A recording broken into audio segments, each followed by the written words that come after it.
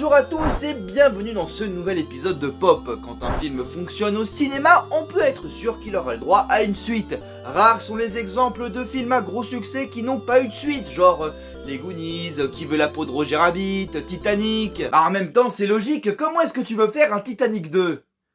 Les nouvelles aventures du Titanic ? Real Steel, Snatch ou encore Beetlejuice ? Attends, le film est pas encore sorti, laissons-lui une chance. Par contre, à la moindre incartade et des suites, il y en a des biens, il y en a des mauvaises, et il y en a des... C'est une catégorie officielle. Ce que j'entends par film, ce sont des films ni bons, ni mauvais, disons que ce sont seulement... vous savez quoi ? La meilleure façon d'en parler, c'est de prendre un exemple avec, Die Hard 2, qu'on connaît chez nous en France sous le nom de 58 minutes pour vivre. Alors que c'est faux, le film dure 1h58. C'est donc 1h58 minutes pour vivre. Ou survivre. Sans poème. Sans blesser tous ceux qu'on aime. Le film commence par... Wow, ok, déjà bonjour avant toute chose. On retrouve John McClane, le héros de la saga, qui se fait emmener sa voiture à la fourrière devant l'aéroport de Washington. Essayez d'arranger ça avec le Père Noël. Demandez-lui une nouvelle bagnole. Où il attend sa femme qui vient passer le réveillon de Noël avec sa famille. Ailleurs, on retrouve le méchant du film en train de faire du yoga à poil. J'ai les petits culs. Devant la télé qui parle du dictateur Esperanza, qui va se faire extrader en avion jusqu'aux États-Unis. Tiens donc, je me demande quel est le rapport entre ce général en avion et John McClane dans un aéroport. Curieux. Le méchant et toute sa bande de vilains voyous dont le T-1000 font des têtes de méchants. Là, je suis bien méchant, là. La femme de John, Holly, le bip pour qu'il l'appelle dans l'avion, ce qu'il fait. Et Holly, au lieu d'aller voir tes parents, ça te dirait d'aller baiser dans un hôtel Formule 1 quand tu seras là ? Je paraphrase, mais c'est l'idée de la conversation, hein. Se dégoter un hôtel et on laissera les enfants à tes parents. McClane croise le méchant dans la foule, et non loin de là, un curé se fait buter dans son église par 2 agents du BTP. Ouais, pas sûr que ce soit vraiment des agents UDF, ceux-là. Penses-tu ? McClane observe au loin des méchants qui ont l'air louches, alors il les suit. Ah, les mauvaises habitudes ont la vie dure. Une journaliste reconnaît le grand méchant. Hé, regarde, le colonel Stuart. Alors elle tente de l'interviewer. Fais-nous dire un mot. 4 mots. Va te faire foutre. Va te faire foutre. Le compte est bon pour moi et pour vous ? En 8 lettres, j'avais le mot va tout faire. Ça n'existe pas, vous avez perdu. John suit les mecs louches jusqu'à la salle de tri des valises et commence une fusillade. Ça veut dire que John McClane est entré dans un aéroport avec un flingue alors qu'il était là en tant que civil ? Ah, les années 90. Il arrive à en buter un, mais l'autre s'enfuit. La police arrive et arrête John. Dans l'avion de Holly, on retrouve le même connard de journaliste qui jouait déjà dans le premier film et qui jouait aussi le connard d'écologiste dans SOS Fantôme. En attendant, le truand qui s'est enfui retrouve le reste de l'équipe, dont le colonel Stuart, à l'église qui leur sert de QG. Quant à John, il retrouve le capitaine de police du secteur qui... C'est vous le connard qui êtes responsable de tout ce merdier. Mais t'es un gros connard ? Et qui envoie McClane se faire foutre, mais ce sacré John n'a pas la langue dans sa poche. Comment vous avez fait pour pas être réformé à la visite médicale ? Vous avez envoyé un singe à votre place ? Vu que personne ne veut mener l'enquête, John s'en charge, prend les empreintes du cadavre et les envoie par fax à son pote le sergent Powell, un personnage très important du premier film qui devient très secondaire dans celui-là. Mais genre plus que lui là. J'y suis déjà allé à Los Angeles. C'est nul. C'est vous dire. Donc Powell analyse les empreintes et... D'après le ministère de la Défense, ce mec est mort depuis 2 ans. De plus en plus intriguant cette histoire. McClane retourne voir Lorenzo, le capitaine de police, et le chef de l'aéroport pour leur faire part de sa découverte. Mais au même moment, le colonel Stuart prend le contrôle de l'aéroport et éteint toutes les pistes d'atterrissage. Ça ne fait que commencer. Tu l'as dit, Bouffi. Le colonel appelle la tour de contrôle. Un appareil doit se poser sur une des pistes dans 50 minutes. Bon alors c'est 50 minutes pour vivre le film, pas 58. Le colonel Stuart veut que la tour de contrôle les laisse récupérer le général Esperanza. Vous vous rappelez le dictateur ? Et qu'il prépare un avion pour leur évacuation. S'ils n'obéissent pas ou qu'ils tentent quoi que ce soit pour l'en empêcher, les avions feront...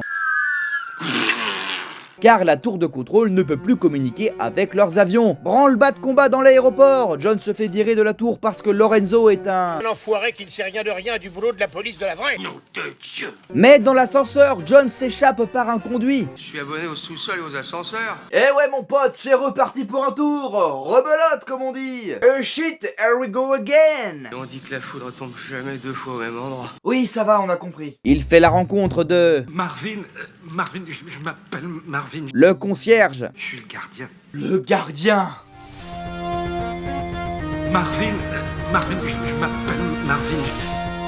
Je suis le gardien. À quoi tu penses? À rien. John essaye de rejoindre le terminal, là où se dirige le bras droit du chef de l'aéroport, Barnes, qui se rend là-bas afin de reprendre le contrôle de la situation. Mais ce dernier se fait piéger par le T-1000. Et toi, t'es naze. Bon alors, je suis un grand défenseur de la VF d'habitude, mais là je donnerai la mention peut mieux faire. Une fusillade commence donc, tous les flics se font buter, heureusement que John débarque tout droit de sa bouche d'aération et bute le T-1000 ainsi que tous les sbires à lui tout seul, alors que tous les soldats d'élite se sont fait buter juste avant. Quel pro, mais c'est pas dans la police qu'il fallait s'engager, c'est au FBI, au Mossad, les Men in Black, les municipaux. Le colonel apprend la tentative des gentils et l'élimination de son équipe, alors pour les punir, il fait s'écraser un avion en se faisant passer pour la tour de contrôle et en modifiant l'altimètre, ce qui fait que l'avion se crache. Bandicoot, ta gueule! Heureusement, c'était pas l'avion dans lequel se trouvait Holly. Ouf, c'est pas grave alors! D'ailleurs, retournons dans cet avion. Le connard de journaliste demande à un de ses collègues de brancher sa CB et de capter la fréquence du cockpit afin de savoir ce qui se trame parce que ça tourne pas rond là-haut. Bah si, du coup! Parce qu'ils font des tours au-dessus de l'aéroport en attendant de pouvoir descendre. Du coup, c'est marrant avec le... Ils tournent en rond, quoi. Au même moment, une unité d'élite a été ramenée en renfort pour arrêter Stuart, qui faisait partie de cette même unité auparavant. Ça sent l'entourloupe tout ça. Je dirais plutôt le Roquefort. Barnes trouve enfin un moyen de communiquer avec les avions sans que les méchants s'en aperçoivent. Il prévient donc tous les appareils que c'est la merde en bas et que c'est pas prêt de s'arranger. Mais y a pas que les pilotes qui écoutent ce message, puisque rappelez-vous, le pote du journaliste s'était branché sur la fréquence du cockpit et a capté tout le message. Il prévient donc son pote le report merde. C'est un reporter mais de merde. John retourne voir Marvin. Le gardien. Eh ben, pour un merdier, c'est un beau merdier. Mais qu'est-ce que tu regardes à la fin? Qui a un Tokiwoki branché sur la fréquence des méchants. Ça alors, quelle chance! Au même moment, l'avion du général arrive, alors Stuart fait atterrir l'avion du dictateur sur une piste. John, qui écoute la conversation, se rend sur la piste pour recevoir le tyran en bonne et due forme.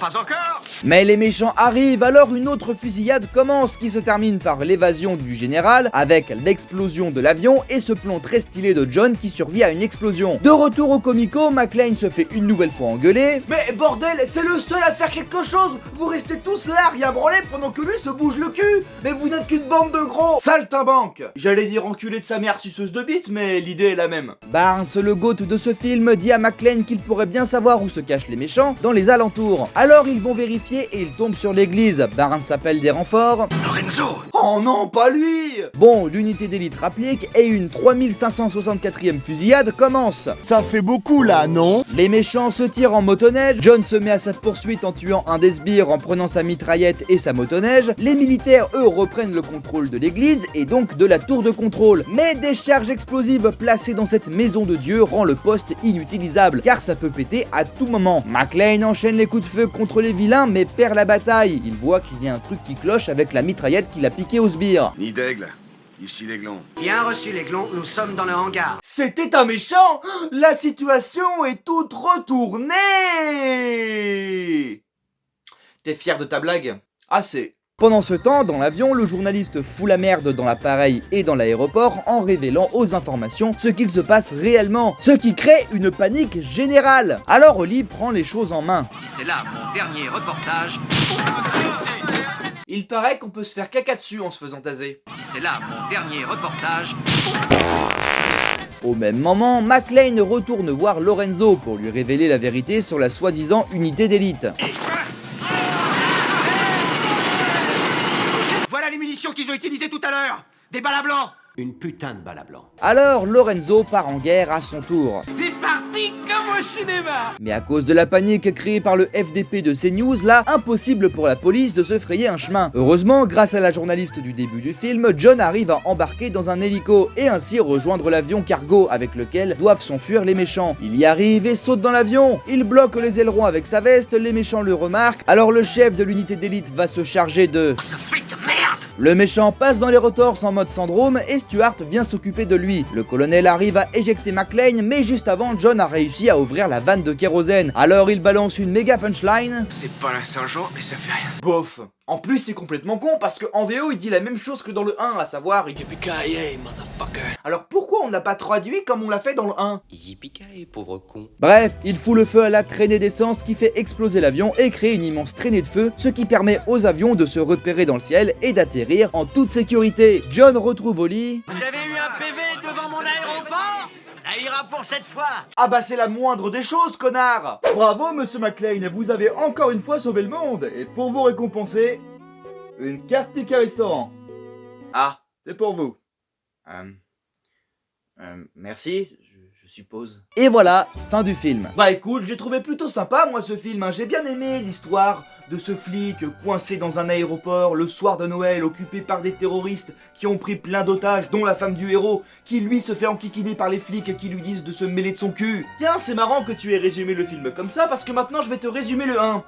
Un flic coincé dans un immeuble le soir de Noël. Oh. Occupé par des terroristes qui ont plein d'otages. Ah. Dont la femme du héros. Je vois. Qui lui sera enquiquiné par les flics qui lui diront de se mêler de son cul. Ok, d'accord, c'est pareil en fait. C'est ça. C'est le problème majeur de ce film et de tous les films de la catégorie meh. Une catégorie officielle, je le rappelle. Je n'ai pas beaucoup de reproches à faire au film. Un peu cliché certes, mais c'est toujours un plaisir de le revoir. Sauf que c'est la même histoire que le 1. La même intrigue, le même gentil, les mêmes méchants, les mêmes bouches d'aération, les mêmes talkie-walkie. C'est pareil. Prenons un exemple de bonne suite. Au hasard, Die Hard 3. Mais vraiment au hasard. Pourquoi c'est bien Die Hard 3? Parce que les personnages évoluent différemment, dans un contexte différent. Dans le troisième opus, il est plus question de rester coincé dans un bâtiment, mais de parcourir toute la ville de New York. Il est plus question d'être seul contre tous, mais d'avoir un binôme qui va agir concrètement dans l'histoire. Pas comme Powell, qui était plus un support moral qu'autre chose. Et il n'est plus question d'être contre le reste de la police, mais avec eux. Et c'est pour ça que Die Hard 3 est une vraie réussite, voire le meilleur de la saga, selon moi. Après, chacun son avis. Mon préféré, c'est le 5. Chacun son avis, sauf les extraterrestres. Raciste. Et c'est là où 58 minutes pour vivre pêche un peu. C'est bien, mais c'est du déjà vu, donc c'est moins bien. Pas à chier, mais moins bien. Et c'est pas le seul film dans ce cas-là, on pourrait parler des Visiteurs 2, Very Bad Trip 2, ou encore, bah tiens, SOS Fantôme 2. Ghostbusters, c'est l'histoire de 3 losers scientifiques qui montent une entreprise dont la spécialité est de chasser des fantômes. Ça marche plutôt bien, une de leurs clientes, Dana Barrett, se fait harceler par un gros méchant pas beau, ils en viennent à bout, et fin. Ghostbusters 2 raconte l'histoire de 3 losers scientifiques qui remontent une entreprise dont la spécialité est de capturer des fantômes. Ça marche plutôt bien, une de leurs clientes, Dana Barrett, se fait harceler par un gros méchant pas beau, ils en viennent à bout, et fin. Est-ce que vous voyez où je veux en venir? Oui, heureusement que ce truc sur les suites aux F c'est terminé, mais je voudrais revenir sur un bout de scénario avec toi. Sur Die Hard 2? Non, c'est un scénario que j'ai écrit pour les nouvelles aventures du Titanic. En fait, c'est l'histoire d'une fille qui s'appelle Rosalie et qui embarque dans un train direction New York. Et elle tombe amoureuse dans ce train d'un mec qui s'appelle James, sauf qu'à un moment donné, le train déraille et James meurt et coule avec le train. Oui, en fait, toi, t'as rien compris, c'est exactement le problème dont on vient de parler. C'est Titanic, là, que tu viens de me résumer. Mais non, c'est pas pareil. Moi, c'est un train, je te dis. Et en plus de ça, je te signale que moi, le héros, il sera joué par une vraie star, ok? Pas comme dans ton faux documentaire de merde, là, réalisé par le mec qui a fait les schtroumpfs de 3 mètres, là. Et tu pensais à qui? Kev Adams.